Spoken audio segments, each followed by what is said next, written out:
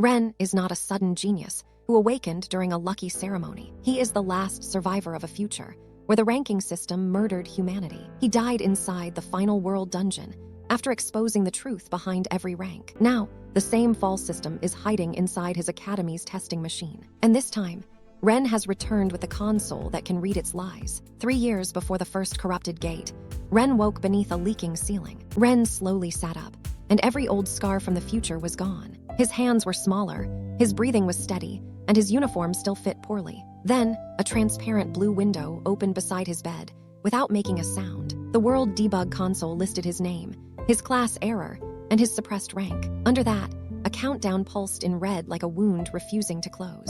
The first corrupted gate would open in exactly 1,095 days. Ren gripped the bed frame until the cheap metal bent under his fingers. In his first life, that gate turned a city district into a testing ground. His sister Myra had been trapped there before the academy even sent help. Ren looked toward the window and saw morning sunlight on peaceful streets. The sight should have comforted him, but it only made his jaw tighten. A new console line appeared, warning.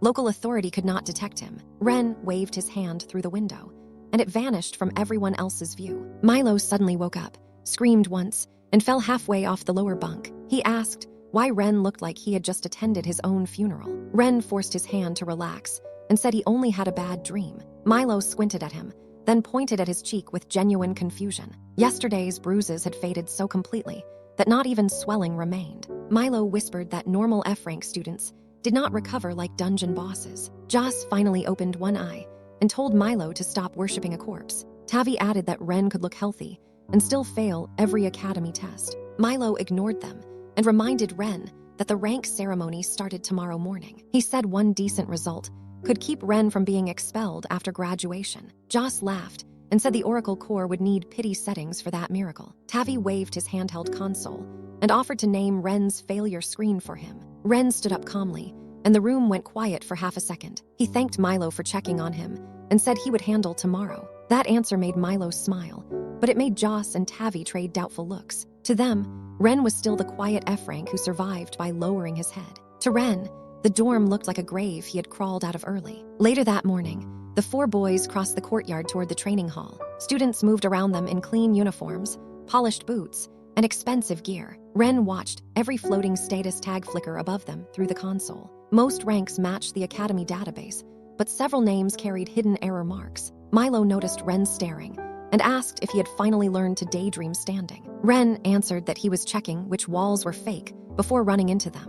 Milo laughed awkwardly because he could not tell whether that was a joke. A practice ball suddenly shot across the courtyard and struck Milo's glasses. The cracked frame spun across the ground as laughter rolled from the benches. Varric stepped forward with 2 lackeys and a grin full of borrowed authority. He asked why the worst dorm forgot to bring drinks for their betters. Milo immediately bent down and apologized.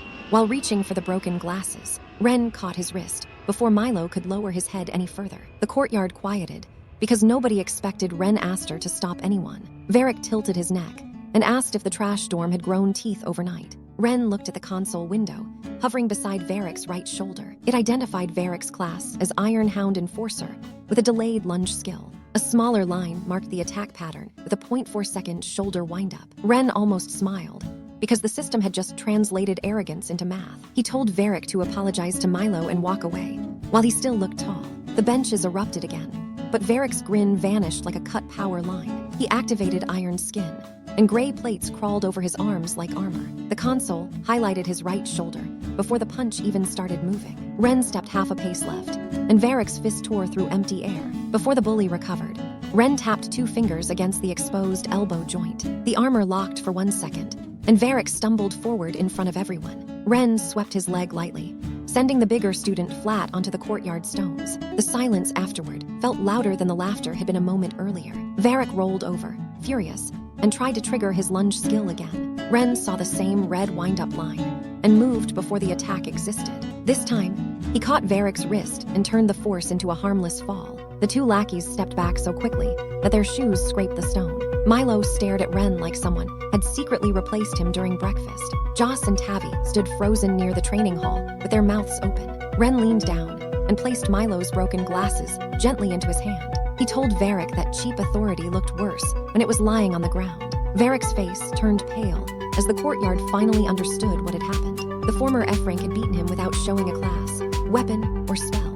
Ren walked away before the console finished, recording the combat error data. Behind him, the bullies stayed down, and the worst storm followed in silence. By lunch, Varric's courtyard defeat had already become 3 separate legends. One version said Ren used a forbidden assassin class hidden inside his sleeve. Another claimed Varric slipped because the courtyard stones betrayed their owner. The dumbest version said Milo's broken glasses had cursed the entire bully squad. Cassian Drake heard every rumor from the student council hall balcony. He stood above the academy garden, while students whispered below like insects. Lyra Vale placed a tablet on the rail and replayed the courtyard recording. The footage showed Ren moving before Varric's shoulder, even finished twitching. Varric slammed his fist on the table and swore the clip had been edited. Nobody answered him, which somehow made the room feel even colder. Cassian watched the replay twice, without changing the calm line of his mouth. He said an F-rank student did not dodge like that by accident. Lyra agreed and marked Ren as a possible disruption to their graduation plan. Their team was supposed to gather every strong student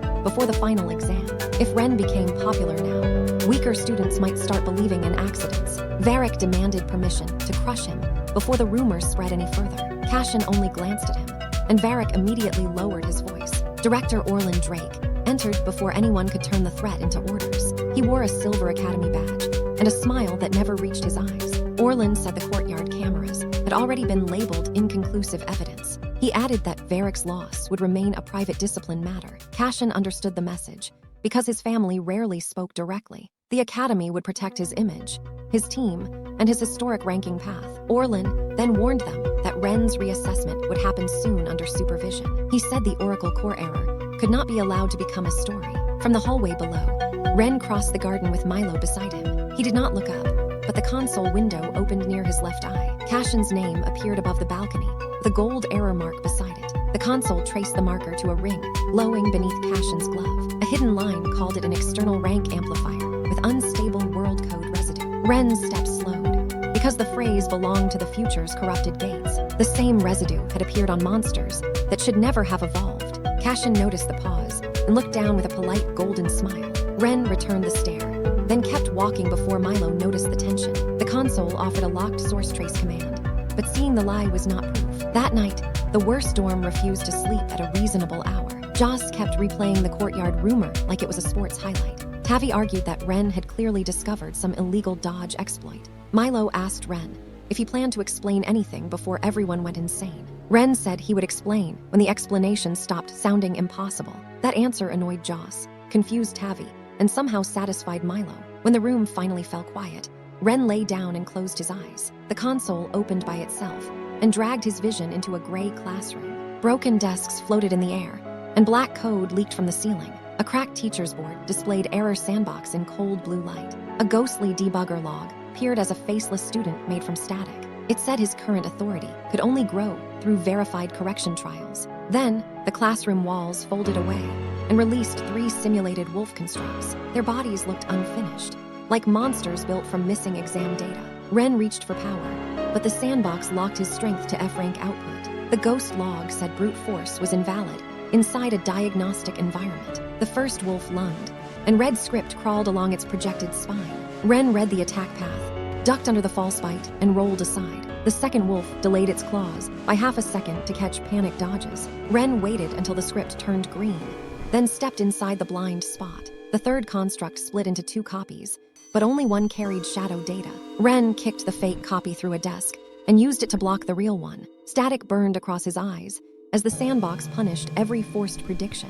Blood touched his upper lip, but he wiped it away without slowing down. The ghost log increased the trial speed and turned the classroom floor into glass. Ren saw attack scripts reflecting below him before the monsters even moved. He stopped reacting to bodies and started reacting to the rules beneath them. One by one, the simulated wolves crashed into their own projected attack lines. The ghost log finally paused, and the entire sandbox dimmed around him. It asked him to identify the source of the final corrupted strike. Ren pointed at the board instead of the monsters standing in front of him. He said the attack did not come from them, but from the lesson itself. The board cracked open, revealing a hidden administrator tag buried underneath. The console chimed and stabilized the locked command at the center of his view. Reveal source trace became available for confirmed corruption events. Ren woke before dawn with a headache sharp enough to split the room. A single blue window hovered above his bed, while Milo snored below him.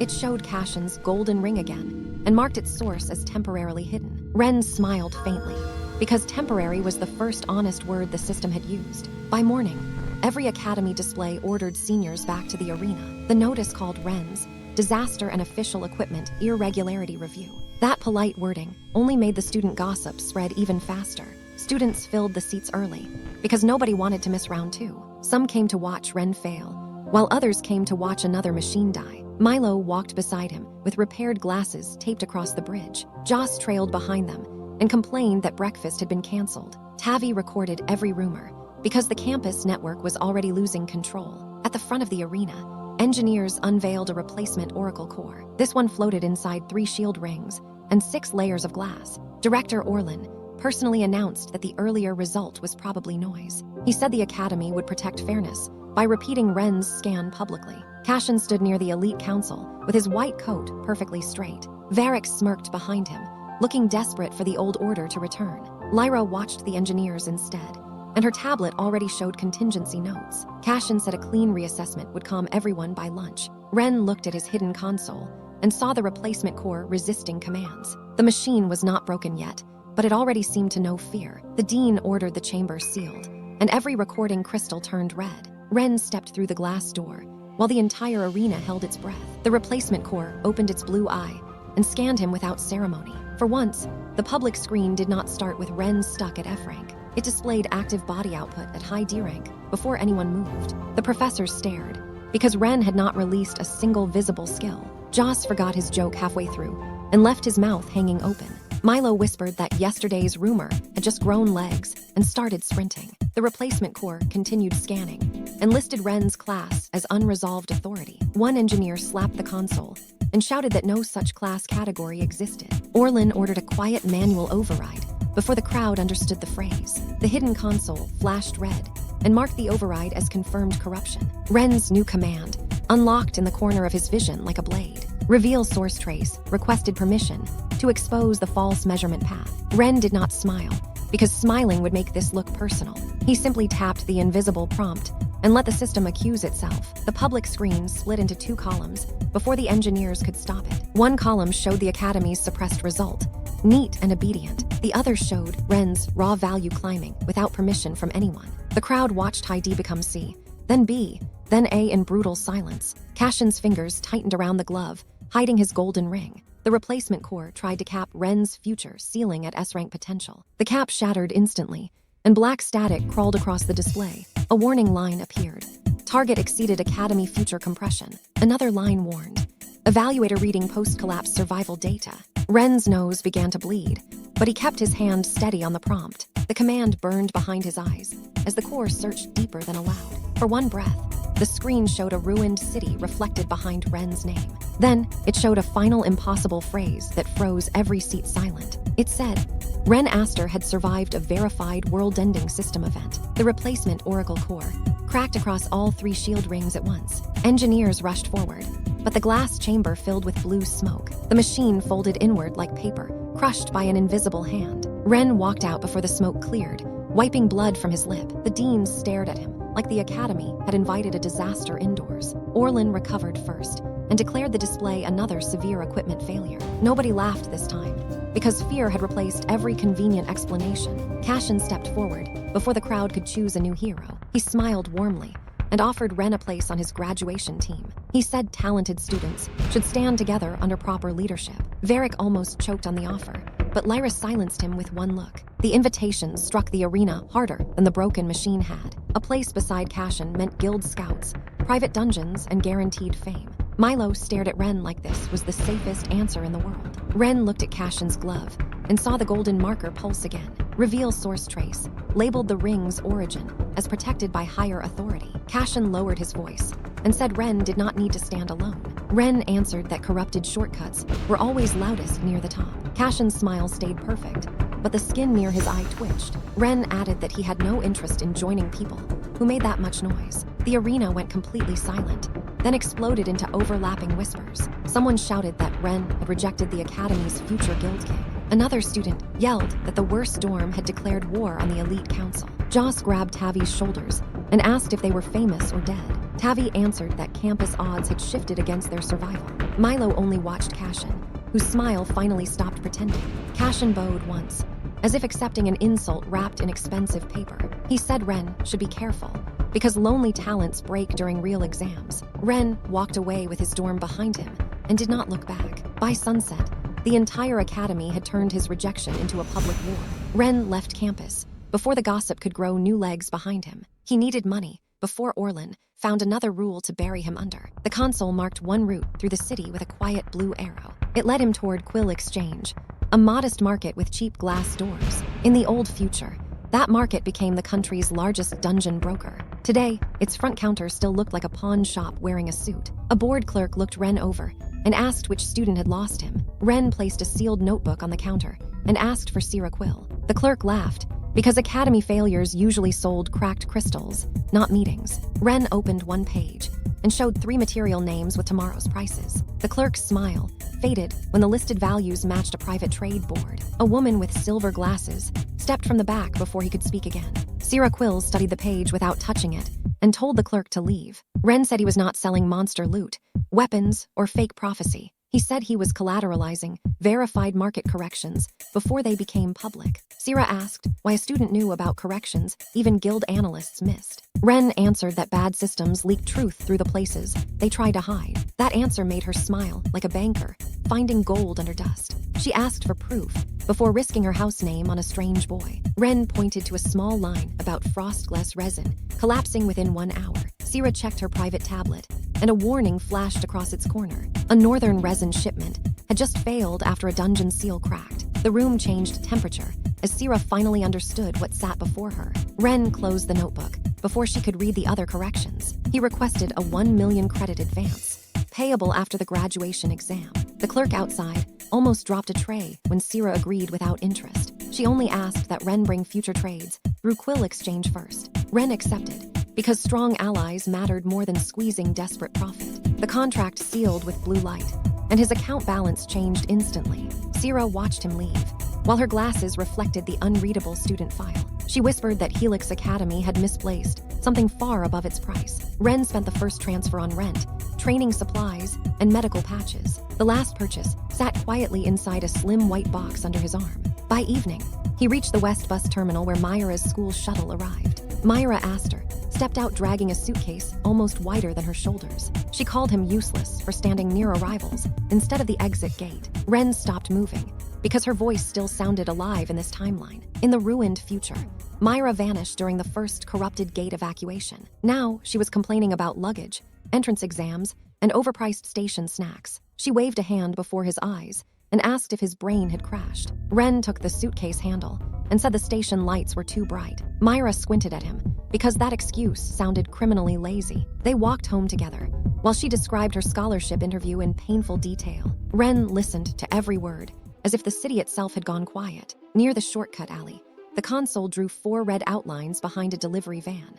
Varric's name appeared above one outline, with a trembling revenge marker. Ren glanced at Myra and saw her hugging the white gift box already. He opened it and revealed a holographic drafting stylus with focus mode. Myra froze, because that tool cost more than their rent for months. Ren told her to test the focus mode before she started yelling. The stylus projected a soft, steady field that muted the alley around her. Myra turned away, delighted, while glowing diagrams bloomed in front of her. The first attacker rushed out before Ren even lowered his hand. Ren stepped into the strike and let the console paint the man's weak footing. One quiet shove sent the attacker stumbling into the delivery van. 2 more moved together, but their timing overlapped like a badly written script. Ren slid between them and tapped both wrists before their skills completed. Their weapons clattered down as the console labeled the ambush illegally coordinated. Varric emerged last with shaking armor plates and a face full of hatred. He said Cashin's name would crush Ren the moment the exam began. Ren moved before the threat finished and pinned Varric against the brick wall. The console displayed Varric's fear level, rising faster than his mana output. Ren told him to report one clear message back to whoever sent him. He said Myra was outside every game the Academy wanted to play. If Varric approached her again, Ren would expose every hidden order behind him. For the first time, Varric looked at Ren like he was not another student. Varric nodded so quickly that his armor plates clicked against the wall. Ren released him and stepped back before Myra's focus field faded. She turned around holding the stylus, completely unaware of the ruined ambush. She asked why his sleeve looked dusty, and Ren blamed the dirty shortcut. Myra did not believe him, but she hugged the expensive gift box anyway. Ren smiled, as the console stored Varric's chain of command for later. By the time they reached home, Cashin's faction had gained another weakness. The graduation selection hall opened with every student staring at the live board. Ren's name sat at the bottom again, buried under a gray, unverified tag. Milo leaned closer and asked how someone could fail after breaking 2 cores. Joss said the board had more plot armor than Cashin's entire bloodline. Tavi tapped his handheld and noticed the ranking file had changed overnight. Before the room could explode with gossip, Director Orlin stepped onto the stage. He announced a new safety requirement for all graduation exam teams. Every team now needed 5 members and 1 verified high E-rank student. Low-ranked teams also needed a certified captain, proved by the Academy board. The weak dorm went silent because their group had only 4 usable names. Ren watched the console outline Orlin's signature under the new rule patch. The hidden note read, "Manual revision submitted after reassessment incident." Cashin's table stayed calm,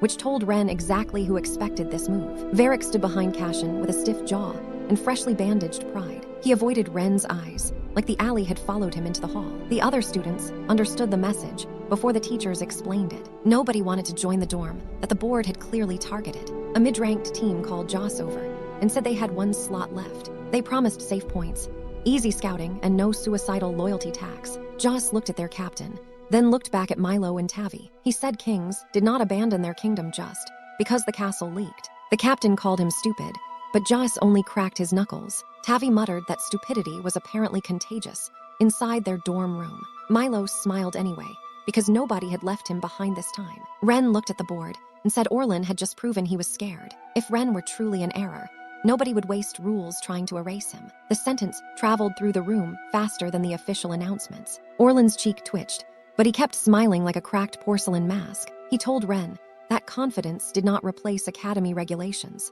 Ren raised his hand and asked whether the Academy still honored challenge clauses. The hall shifted, because every old combat school kept one forgotten tradition. A captain could request provisional qualification by accepting increased danger multipliers. The dean opened his tablet and frowned like someone had found a buried knife. Orlin said that clause was outdated and unsuitable for modern safety policy. The dean answered that outdated law was still law until the board removed it. He allowed Ren's 4-person team to qualify under doubled penalty conditions. The crowd erupted because the weakest team had just survived the trap. Cashin watched without blinking as Ren signed the provisional captain line. Milo asked what doubled penalty conditions actually meant in normal human language. Tavi answered that monsters would scale harder and surrender penalties would double. Joss laughed once, then realized nobody else was laughing with him. The dungeon selection screen opened and listed every available exam gate. Most captains rushed toward F-rank gates before anyone could steal safe points. Cashin selected an E-rank Cinder archive with professional confidence. His teammates clapped, because that dungeon matched their private simulations perfectly. Ren selected the D-rank Glassroot dungeon before Milo finished breathing. The hall became so quiet that the board's confirmation tone sounded rude. Milo grabbed Ren's sleeve and asked if the console had finally insulted him. Joss demanded to know why their captain had chosen a public funeral. Tavi checked the odds and said the Academy network already marked them extinct. Ren confirmed the choice and told them panic would kill them faster than monsters. He said simulations made students comfortable with enemies that waited politely. Real dungeons did not wait, pose, or follow the Academy's training rhythm. The only thing that saved beginners was instinct hammered into the body. That evening, Ren dragged them to the abandoned athletic field behind Dorm 7. He tied bells to their wrists and threw practice pellets from blind angles. Milo complained until the first pellet cracked against his forehead guard. Ren showed him the hidden limiter,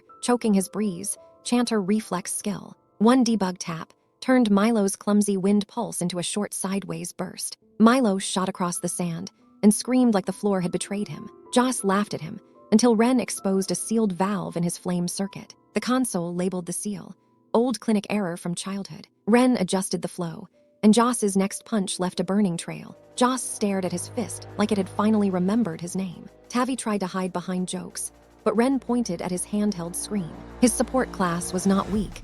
Its prediction delay was miscalibrated. Ren forced a recalculation and Tavi suddenly called the next pellet path. The pellet missed him by an inch, and his laugh came out terrified. For 2 weeks, the 3 weakest students trained until their uniforms tore. Ren made them dodge first, counter second, and brag only after breathing. At night, he entered the error sandbox and fought until his vision blurred. Each morning, he returned with new drills written in bloodless red console light. By exam week, the weakest dorm no longer looked safe to ignore. Ren watched his teammate stand straighter and opened the glassroot file again. The console warned that one hidden boss condition remained unreadable. Ren closed the window and told them they would learn the rest inside. Exam morning turned Helix Academy into a theater for expensive expectations. Black drones hovered above the gates, polishing every angle for the broadcast. Guild scouts filled the balcony seats with tablets and quiet betting smiles. At the center table, Vice Chairman Carl Cavendish adjusted his white gloves. Beside him,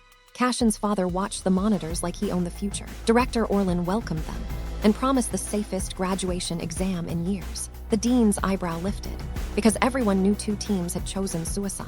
Cashin entered first, wrapped in clean armor and louder applause than music. His team stood behind him with polished weapons and practiced heroic silence. Their chosen gate opened toward the E-Rank Cinder Archive, just as planned. Tavi whispered that Cashin's dungeon matched 3 restricted simulations exactly. Ren answered that rich students called preparation what commoners called theft. Milo tried to laugh, but his wristband was already shaking on his arm. Joss cracked his knuckles and announced that kings did not fear houseplants. Then, the D-Rank glassroot gate opened like a frozen mouth of green glass. The corridor beyond glittered with roots sharper than broken mirrors. Ren stepped through first, and the drone marked their penalty multiplier in red. The Academy feed labeled their 4-person squad as the highest-risk team. Students in the viewing hall immediately started counting seconds until surrender. Inside the dungeon, the air tasted cold, wet, and faintly metallic. Milo hugged his staff tighter as glass leaves clicked above them. Tavi's handheld showed nothing useful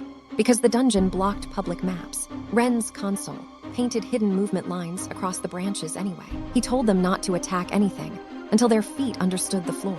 A glassroot cutter dropped from above before Milo finished nodding. The monster moved faster than its narrow body should have allowed. Ren drew a short blade and cut the first strike away from Milo. 2 more cutters burst from the side roots like thrown knives. Joss raised his burning guard, but Ren shoved him sideways instead. The monster's claw passed where his throat had been a blink earlier. Joss stopped joking because the dungeon had nearly corrected his ego. Ren carved through the nearest cutter and sent its pieces sliding back. The drone announced, 1 D-Rank lesser monster cleared by Captain Ren Aster. Outside, the viewing hall mocked the weak team for hiding behind him. Ren heard none of it and pointed toward the trembling root line. He said their job was not to look impressive during the first wave. He ordered them to breathe, dodge, count timing, and stay alive. Another wave dropped from the canopy with bodies thin as green spears. Milo's eyes widened, but his feet moved before fear caught him. His corrected wind burst carried him sideways through a gap between claws. Tavi shouted the second landing point before the next monster touched ground. Joss slammed a flame punch there and cracked the creature's glass shell.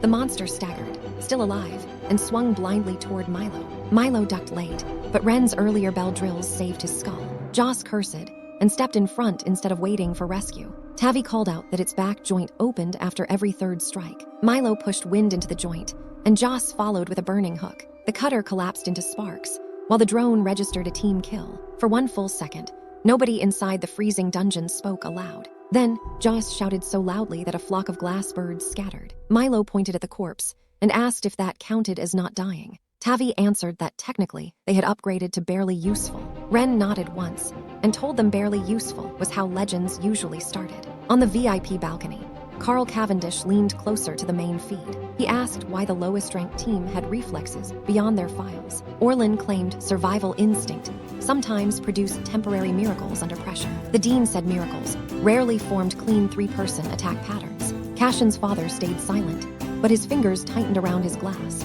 The feed then shifted to Cashin's team inside the Cinder Archive. They advanced smoothly through monsters whose patterns matched their training drills. Their formation looked beautiful, polished, and almost completely rehearsed. Cashin cut through a flaming sentinel, while his teammates applauded too early. Back in Glassroot, Ren's team moved without applause or clean posture. They crawled under root blades, rolled through mud, and counted monster rhythms. Ren still killed most enemies before they reached killing range, but each new wave forced Milo, Joss, and Tavi to survive longer. A larger cutter captain emerged with a crystal crest above its head. The drone flagged it as a mid-tier D-rank threat with high mobility. Milo swallowed hard and asked whether this was still the warm-up round. Ren said the dungeon had finally stopped, insulting their survival chances. The cutter captain vanished, then reappeared behind Tavi with raised claws. Tavi dropped flat before Ren moved, trusting the prediction flash in his eyes. Joss struck the floor, and flame cracked through the root under its feet. Milo blasted wind into the crack,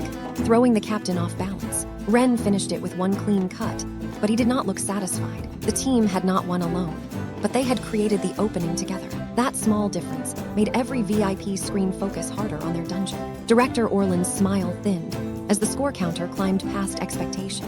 Ren looked deeper into Glassroot and saw the unreadable boss condition flicker. Ren raised his hand, and the team stopped before the chamber opened. Beyond the archway, a crystal garden waited under pale green light. At its center floated a silver node shaped like a sleeping heart. Joss stared at it and said treasure had finally respected their grind. Tavi checked his scanner, but the public map called the node harmless loot. Ren's console painted the same object with 17 warning brackets. He told them nobody should touch anything until he finished reading. The dungeon answered by pushing the floor beneath Milo's left boot. A thin root snapped upward and knocked him toward the floating node. Milo twisted away, but his sleeve brushed the silver surface anyway. The chamber sealed with a sound, like glass teeth closing together. Every harmless crystal in the garden opened like a watching eye. Joss threw fire at the nearest wall, and the flames bounced back cold. Tavi shouted that the exit marker had vanished from every screen. Then, the treasure node cracked open and unfolded into a glassroot crown. A skeletal figure rose beneath it, woven from roots and frozen crystal. The drone identified the creature.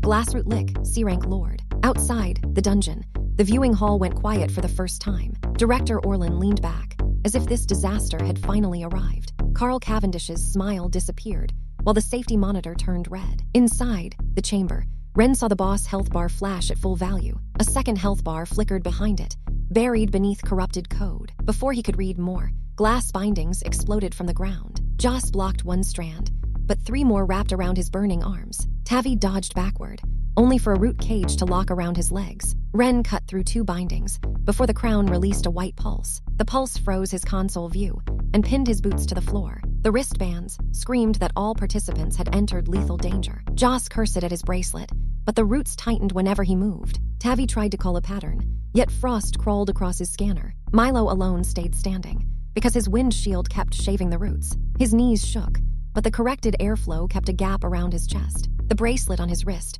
offered surrender in a bright blue window. Milo stared at the button, while the lick raised its crystal staff. A memory of courtyard laughter crossed his face and vanished instantly. He shouted that weak people were done leaving stronger friends behind. Then, he slammed the reject button so hard the bracelet cracked slightly. The viewing hall erupted, because the lowest support student refused extraction. The lick fired glass needles across the chamber in a spinning wave. Milo threw himself forward and bent his wind shield into a narrow tunnel. The attack scraped past him, but the tunnel reached Ren's trapped feet. Ren saw the opening and forced one command through the frozen console. Reveal source trace ignited across the chamber in thin blue lines. The public drone feed flickered as static chewed through half the image. For the audience, Ren only looked like he had lowered his head. For Ren, the whole boss unfolded into scripts, locks, and fake values. The visible health bar belonged to the crown, not the real monster. The true root core hid below the floor, feeding the boss from underneath. Ren realized the lick wanted students to waste strength on the crown. He told Milo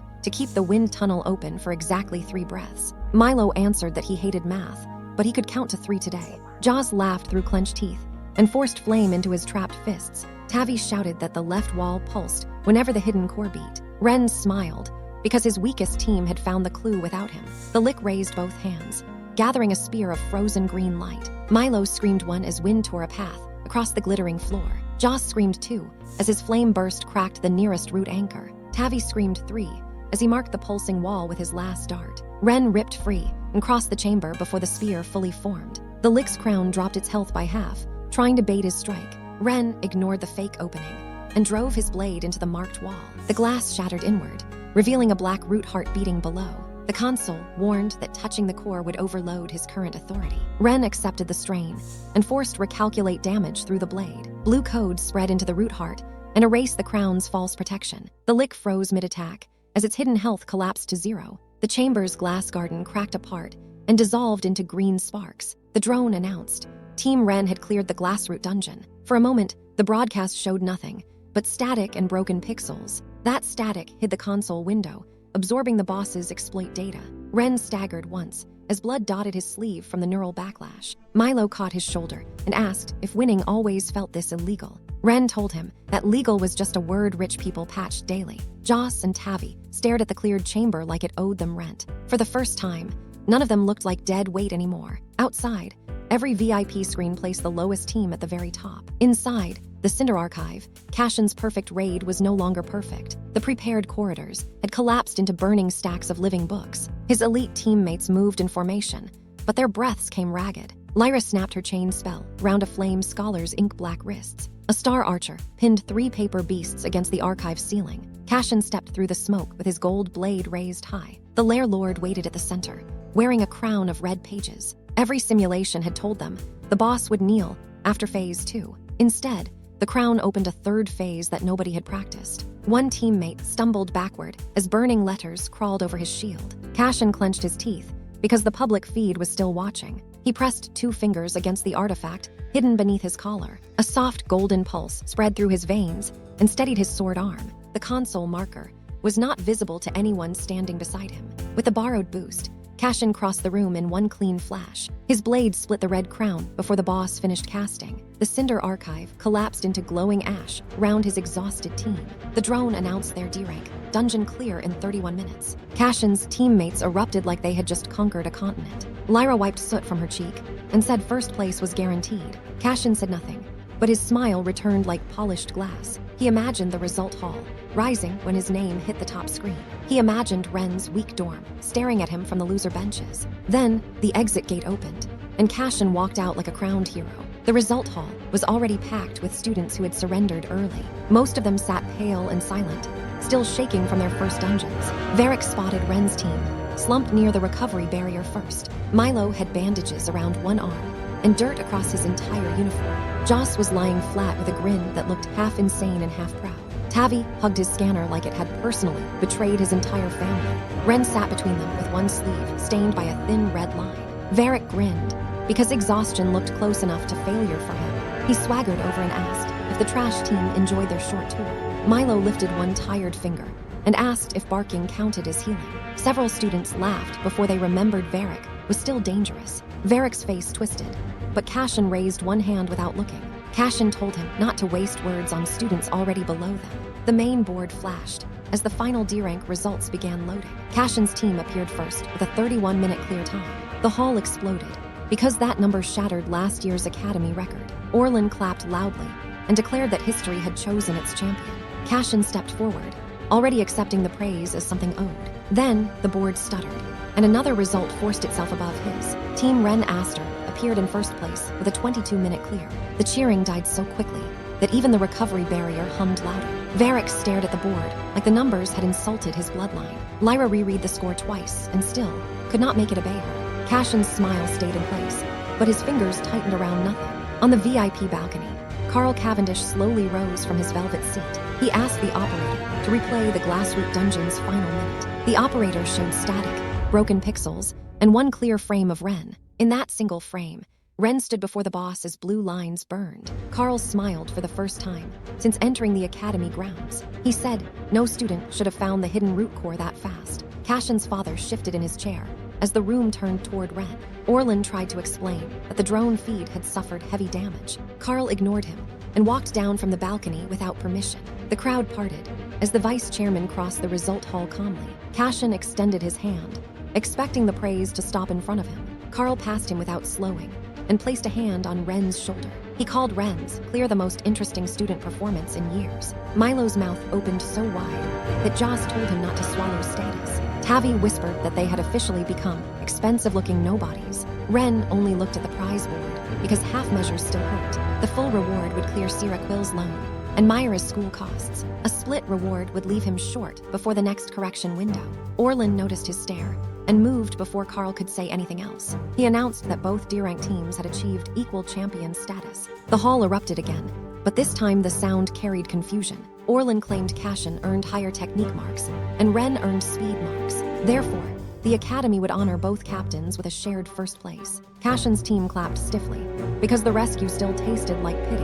Ren's dorm stared at the board as the prize split into two halves. Milo asked quietly if rich people could even lose inside their own rules. Ren watched Orlin smile and knew the next fight had already started. Above the board, the console marked the tie decision as manual interference. That blue warning pulsed above Orlin's smiling face while the hall waited. Ren stared at the board and saw the lie written in clean blue text. The Academy had not made a mistake because it had made a choice. Milo pushed himself upright and asked if they were really being robbed again. Joss cracked his knuckles, but his legs still shook from the dungeon. Tavi whispered that the scoreboard had just committed a crime in public. Across the hall, Cashin's team tried to celebrate the rescue tie. Their applause sounded thin, because everyone had seen the real order first. Cashin looked at the shared champion line until his polished smile finally snapped. He stepped forward and told Orlin to remove the tie immediately. The director froze, because the boy he saved had just rejected the rescue. Cashin said he would never share first place with a database glitch. The hall went silent as his words spread across every recovery bench. Ren stood slowly, and the blood on his sleeve pulled Myra's gift into his memory. Half a prize would not repay Sira, protect Myra, or buy enough time. Ren asked Cashin whether his pride had finally learned basic math. Several students choked on nervous laughter before Cashin's aura crushed the sound. Cashin pointed toward the combat stage at the center of the result hall. He challenged Ren to a 1-versus-1 duel before every witness present. Orlin immediately protested that Academy tradition did not allow post-exam duels. Carl Cavendish smiled and asked when tradition had stopped entertaining him. The dean adjusted his glasses and confirmed that captain disputes had precedent. Cashin said the duel would prove who deserved the champion title. Ren said he would accept under one condition that made Orlin's smile die. The winner would take the entire prize, instead of a polite half. Milo almost fell over and asked if Ren had just bet their rent money. Jais grabbed Milo's collar and told him not to interrupt a robbery reversal. Ren raised a second finger before Cashin could agree too quickly. After the duel, both captains would receive public rank recalculation. The words hit harder than the dungeon cleared, because everyone understood the risk. Cashin's father gripped the balcony rail until the metal bent slightly. Orlin said recalculation was unnecessary, because both captains had verified records. Carl leaned forward and said verified records loved nothing more than verification. The students began chanting for recalculation before Orlin could bury the request. Cashin accepted, because backing down would look worse than any hidden number. The combat barrier rose from the floor and sealed the stage in blue glass. Ren handed his cracked wristband to Milo and told him to keep breathing. Milo nodded hard, but his eyes stayed fixed on Cashin's collar. Tavi whispered that the golden pulse looked exactly like the earlier marker.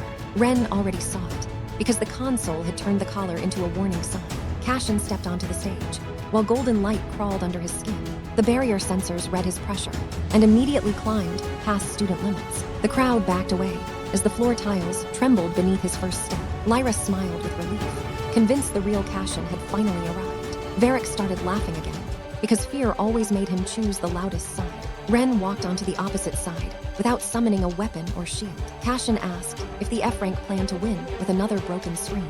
Ren answered that screens only broke when rich lies leaned too hard on them. Cashin's expression sharpened, and his artifact released a second golden pulse. The console screamed across Ren's vision with letters brighter than lightning. Source trace matched the corrupted world core from the ruined future.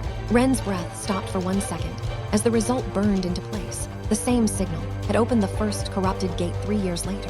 The same signal had turned Academy rankings into death sentences for commoners. The same signal had appeared above Myra's district before the sky broke. Ren looked at Cashin and finally understood the worst possible answer. Cashin was not just using a boost artifact from his family vault. He was carrying a living fragment of the thing that ended the world. The console added one more line that made Ren's fingers go cold. World core carrier detected. Post-awareness remains unknown. Cashin bent his knees and vanished from his starting mark in a golden flash. Ren barely tilted his head as the first strike tore sparks from the barrier. The impact split the stage floor and forced the front row backward. Cashin appeared behind him and said one dodge did not make a champion. Ren wiped a thin line of blood from his lip and watched the console count down. Every pulse from the artifact shortened the time before core synchronization. If synchronization completed, Cashin might awaken the first gate early. Ren lowered his stance and the debug grid unfolded beneath both fighters. He no longer cared about the prize, the title, or Cashin's pride. The duel bell rang again. As the Golden Prince charged with world-ending light, Ren stepped forward, because the future had reached him 3 years too soon. The console opened a forbidden command: sever the carrier.